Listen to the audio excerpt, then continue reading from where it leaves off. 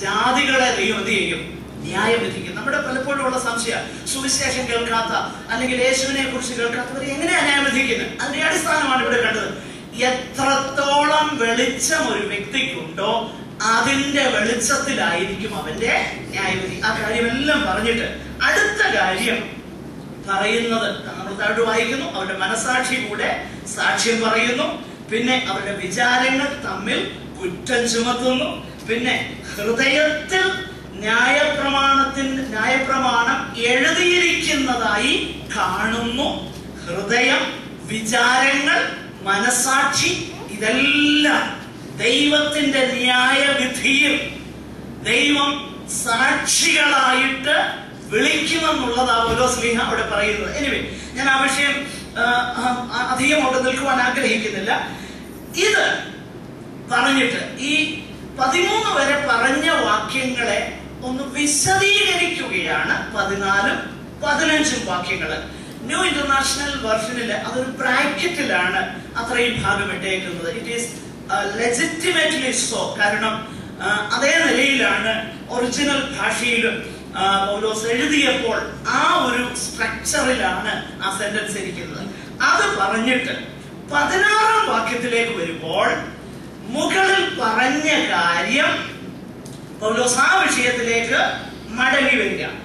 യേശുക്രിസ്തു മുഖാന്തരം മനുഷ്യരുടെ രഹസ്യങ്ങളെ എന്റെ സുവിശേഷ പ്രകാരം ന്യായം വിധിക്കുന്ന നാളിൽ തന്നെ. ന്യൂ ഇന്റർനാഷണൽ വെർഷനില് വളരെ ഹെൽപ്ഫുൾ ആയിട്ടുള്ള ഒരു ഇന്റർപ്രിട്ടേഷൻ ആണ് അവർ കൊടുത്തേക്കുന്നത്. ന്യൂ ഇന്റർനാഷണൽ വെർഷൻ കൈവശമുള്ളവര് ആ വാക്യം ഒന്ന് വായിക്കാമോ please? This will take place.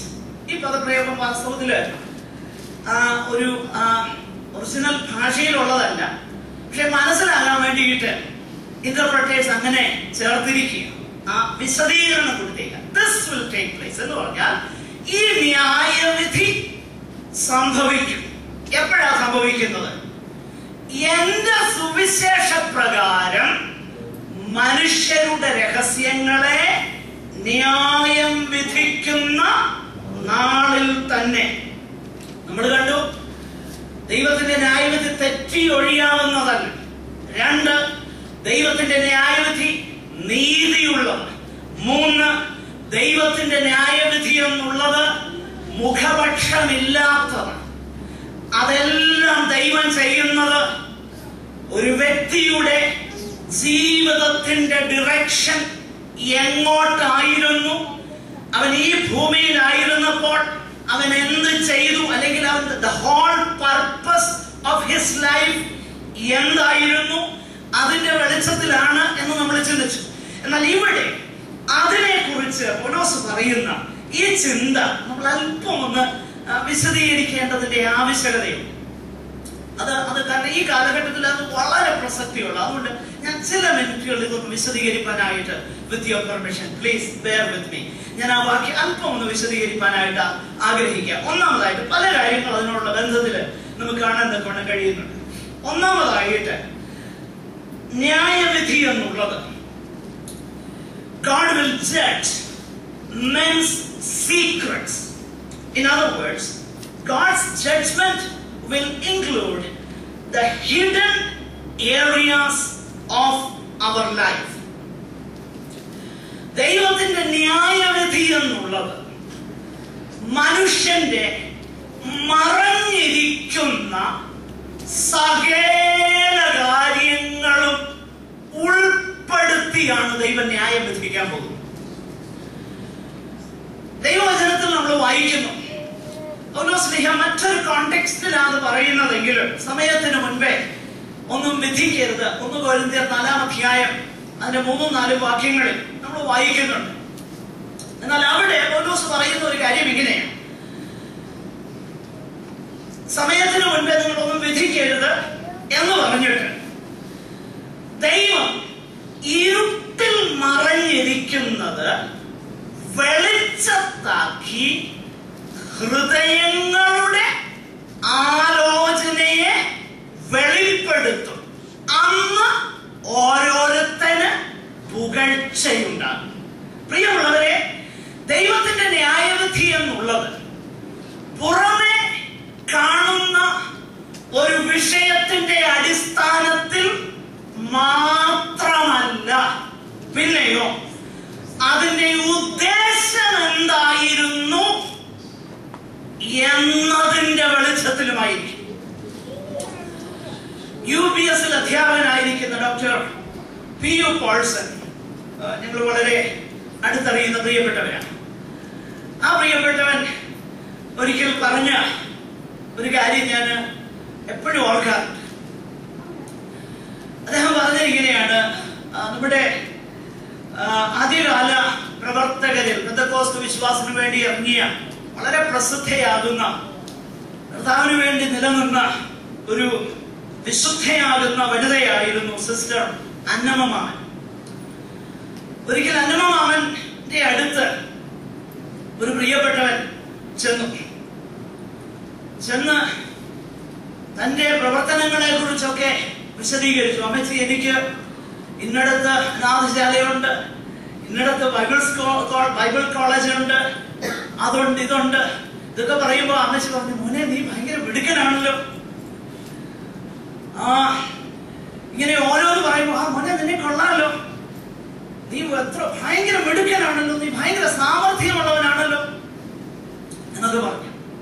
എന്നിട്ട് അവസാനം ആ പ്രിയ മാതാവ് ഒരു കാര്യം പറഞ്ഞു, എന്നാ മോനെ, നീ നിത്യതയിൽ ചെല്ലുമ്പോ നീ ഇവിടെ എന്ത് ചെയ്തു എന്നതിനേക്കാളും നീ എന്തിന് ചെയ്തു എന്നുള്ളതായിരിക്കും കർത്താവ് നോക്കാം. നീ എന്ത് ചെയ്തു എന്നതിനേക്കാളും നീ എന്തുകൊണ്ടാണ് അത് ചെയ്തത്. പ്രിയമുള്ളവരെ, നമുക്ക് ഒത്തിരി കാര്യങ്ങൾ ചെയ്യാൻ കഴിയും. എന്തിനേറെ രക്തസാക്ഷിയാകാൻ വരെ കഴിയും. കർത്താവിനോട് സ്നേഹമില്ലാതെ കഴിയുമോ? കഴിയുമെന്ന് വേദോസം പഠിപ്പിക്കും. ആ ഫേമസ് പാസേജ് നിങ്ങൾ വീട്ടിൽ പോയി വായിച്ചാൽ നമുക്ക് എല്ലാവരും കാണുന്നത് അറിയാവുന്ന പാസേജ്. 1 Corinthians 13-ാം അധ്യായത്തിൽ നമ്മൾ വായിക്കുന്നത്, എനിക്കുള്ളതെല്ലാം ഞാൻ ദാനം ചെയ്താൽ, പിന്നെ എന്റെ ശരീരം ചുടാൻ ഏൽപ്പിച്ചാൽ. അപ്പൊ ശരീരം ചുടാൻ കൊടുക്കാൻ കഴിയും എന്നില്ലാതെ, സ്നേഹമില്ലാതെ. രക്തസാക്ഷിയാകാനും സുവിശേഷവേല ചെയ്യാനും പ്രസംഗിക്കാനും ബൈബിൾ ക്ലാസ് എടുക്കാനും എല്ലാം കഴിയും. ഏതുദ്ദേശത്തോടെ? ദൈവസ്നേഹമില്ലാതെ അൾട്ടീരിയർ മോട്ടീവ്സിന് ഇതൊക്കെ ചെയ്യാൻ കഴിയും. പ്രിയരെ, നിത്യതയിൽ ദൈവം നോക്കാൻ പോകുന്നതെന്ന് അറിയാമോ? അതുകൊണ്ടാണ് എബ്രായ ലേഖനം 6-ാം അധ്യായത്തിൽ വളരെ ഫേമസ് ആകുന്ന ഒരു വാക്യം ഇങ്ങനെ, അവൻ നിങ്ങളുടെ പ്രവൃത്തി നിങ്ങൾ വിശുദ്ധന്മാരെ ശുശ്രൂഷിച്ചതിനാൽ, ശുശ്രൂഷിക്കുന്നതിനാൽ തന്റെ നാമത്തോട് കാണിച്ച സ്നേഹവും മറന്നു കളയുവാൻ അനീതിയുള്ളവനല്ല.